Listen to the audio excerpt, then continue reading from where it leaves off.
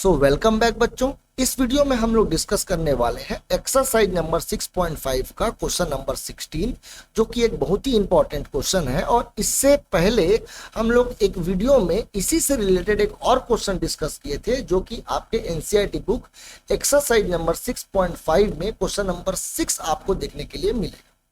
आपने अगर वो वीडियो नहीं देखा है तो सबसे पहले वो वीडियो देख ले। और मेरा रिक्वेस्ट है आपसे कि आप सारे के सारे वीडियोस को सीक्वेंस वाइज देखें, ताकि आप लोगों को सारी चीजें क्लियर हो। चलिए क्वेश्चन को पढ़ते हैं बच्चों। क्वेश्चन में लिखा गया है इन एन इक्विलेटरल ट्राइंगल, यानी हमारे पास एक इक्विलेटरल ट्राइंगल है। तो सबसे पहले तो अपन एक इक्विलेटरल ट्राइंगल बना लेते हैं। सबसे पहले यहाँ पर देखिए मैं एक इक्विलेटरल ट्राइंगल बना रहा हूँ, और इस इक्विलेटरल ट्राइंगल का चलो हम लोग नाम दे देते हैं ABC। इस इक्विलेटरल ट्राइंगल में बोला गया ये है बच्चों, prove that 3 times the square of one side. 3 times, किसका 3 टाइम्स करने के लिए बोला है? कोई भी एक साइड का। बच्चों मैं आपको पहले ही बता चुका था कि किसी भी इक्विलेटरल ट्राइंगल के तीनों जो साइड्स होते हैं वो बराबर होते हैं।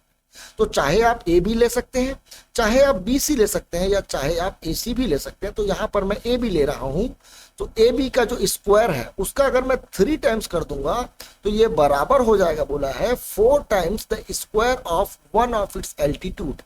देखो बच्चों एक बात और, मैं इससे पहले वाले वीडियोस में आपको डिस्कस किया था कि किसी भी एक इक्विलेटरल ट्राइंगल के तीनों जो एल्टीट्यूड्स होते हैं वो बराबर होते हैं। तो तीनों के तीनों बनाने की आवश्यकता नहीं है, हम लोग एक ही इक्विलेटरल ट्राइंगल बना लेते हैं कुछ इस प्रकार से, और इस एल्टीट्यूड का नाम हम लोग दे देते हैं AD। तो ये बराबर हो जाएगा 4 टाइम्स इस एल्टीट्यूड के स्क्वायर के, यानी कि 4 टाइम्स AD स्क्वायर के। यही हम लोगों को प्रूव करने के लिए बोला गया है। बच्चों देखो, ये प्रूव करने के लिए सबसे पहले तो आपको कुछ इंपॉर्टेंट बातें पता होनी चाहिए। सबसे पहली बात तो ये कि इक्विलेटरल ट्राइंगल के तीनों साइड्स बराबर होते हैं, ये मैंने आपको भी बताया है। दूसरा इंपॉर्टेंट ये बात है बच्चों कि जब भी हम लोग एल्टीट्यूड ड्रॉ करते हैं किसी भी एक इक्विलेटरल ट्राइंगल में, तो वो सामने वाले साइड को 2 इक्वल पार्ट में क्या करता है, डिवाइड करता है। यानी कि ये जो BD है और ये जो CD है, दोनों के दोनों बराबर होंगे।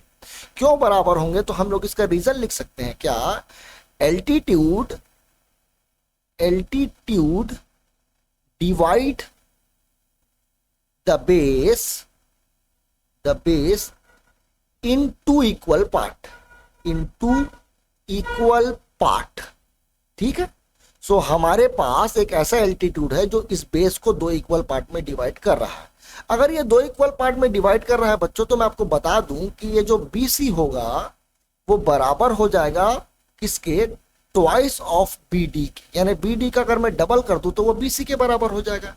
या फिर हम लोग ये बोल सकते हैं कि ये जो BD है वो हाफ है किसके, BC के। ये इंपॉर्टेंट बात आप लोगों को सबसे पहले पता होनी चाहिए। अब हम लोगों को यहां पर एक राइट एंगल ट्राइंगल दिख रहा है, जो कि राइट एंगल है D पर। ये राइट एंगल इसलिए है क्योंकि जब भी एल्टीट्यूड ड्रॉ करते हैं तो एल्टीट्यूड जो होता है उसका प्रॉपर्टी होता है कि वो सामने वाले साइड पर 90 डिग्री पर फॉल होता है। यहां पर मैंने एक राइट एंगल ट्राइंगल देख लिया है, और इस राइट एंगल ट्राइंगल में अगर मैं पाइथागोरस थ्योरम लगाऊं तो वो बराबर हो जाएगा AB square is equal to BD square plus AD square. अब देखिए BD जो है बच्चों, वो BD जो है वो हाफ ऑफ BC के बराबर है। तो मैं BD की जगह हाफ ऑफ BC लिखा और उसका स्क्वायर कर दिया। प्लस में यहां पर देखिए बच्चों, मेरे को AD का वैल्यू नहीं पता है, तो मैं इस AD स्क्वायर को as it is AD square लिख रहा हूं, और इधर भी AB स्क्वायर को मैं AB स्क्वायर ही लिख रहा हूं, क्योंकि मेरे को जो प्रूफ करना है उसमें AD का रिक्वायरमेंट है और AB का रिक्वायरमेंट है। तो ये दोनों को बदलने की जरूरत नहीं। अब ये जो BC हम लोगों को एक्स्ट्रा दिखाई दे रहा है बच्चों, इस BC को बदलना पड़ेगा। इस BC के जगह पर आप लोग चाहें तो AB भी लिख सकते हैं, कोई दिक्कत की बात नहीं है। क्यों?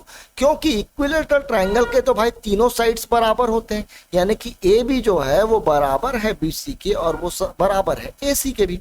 तो इस BC के जगह पर चाहे तो हम लोग AB लिख सकते हैं।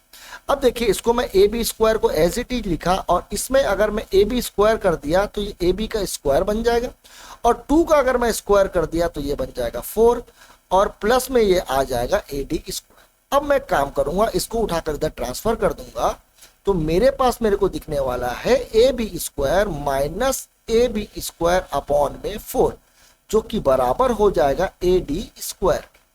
अब यहाँ पर कुछ नहीं है तो नीचे में 1 आ गया है। अब हम लोग काम करेंगे, इस 4 और 1 को मल्टीप्लाई कर देंगे, 4 1 जा 4, 4 और ए बी स्क्वायर को मल्टीप्लाई करेंगे तो 4ab स्क्वायर माइनस 1 को मल्टीप्लाई करेंगे तो ए बी स्क्वायर। ये माइनस करने का ये एक तरीका है, माइनस या प्लस करने के लिए हम लोग कोई भी मेथड अपना सकते हैं। ये हो जाएगा ए डी स्क्वायर के बराबर। अब 4ab स्क्वायर में अगर मैं ए बी स्क्वायर माइनस कर दूं बच्चों, तो मेरे को क्या दिखने वाला है, मेरे को दिखने वाला है 3ab का स्क्वायर। और अगर इस 4 को अगर मैं इस तरफ मल्टीप्लाई कर दूं तो ये 4ad स्क्वायर बन जाएगा। और यही हम लोगों को बच्चों प्रूफ करना था, जो मैंने सबसे पहले लिखा था। देखिए 3ab square is equal to 4ad square. So उम्मीद करता हूं आप लोगों को ये क्लियर होगा। ये क्वेश्चन इंपॉर्टेंट है बच्चों, सो बिना पढ़े इसको एग्जाम में ना जाए। Thank you.